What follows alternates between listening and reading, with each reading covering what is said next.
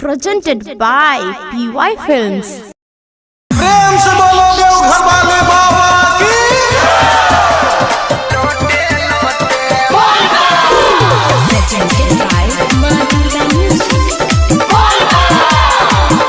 Mixed by DJ Madhav. DJ Vikas Sitaman. शादी कराई दो लगन लगाई दो दादा कनिया सुनो रे गो मोटे बाबा लोटे लोटे। शादी कराई दो लगन लगाई दो दादा कनिया सुनो रे गो मोटे बाबा लोटे लोटे।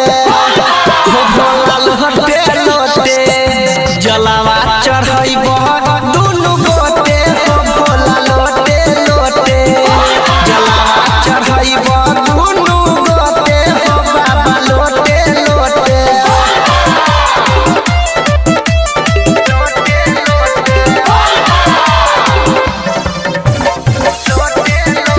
Mixed by Parveen Yadav. Presented by Madhurga Music. हर साल आबै छिया तोहरे दुआरी कर कौन कृपा बाबा बुझ हलचारी हो भोला। हर साल आबै छिया तोहरे दुआरी कर कौन कृपा भोला बुझ हलचारी। खेल दहा भोला नय कोनो खेला असली छिया तोहर हम चला असली छिया तोहर हम चला।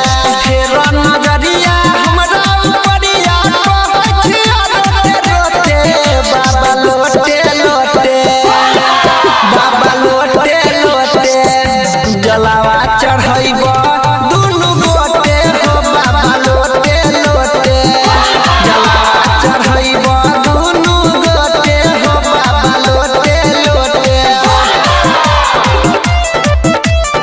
Mixed by Parveen Yadav.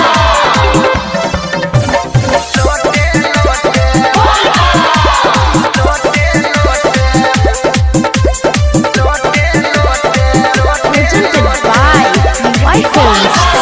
भोरे भोरे जपै छिया नाम तोहर उठ के आ गांजा के संगे भांग चढ़बै छिया कुइट के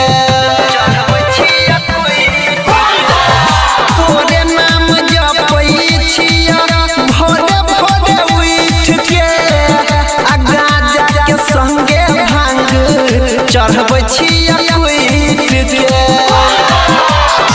रटर पंकज यादव मिल के कर जोगार भोला नारद से मिल के कर जोगार हो बाबा हे नारद से मिल के।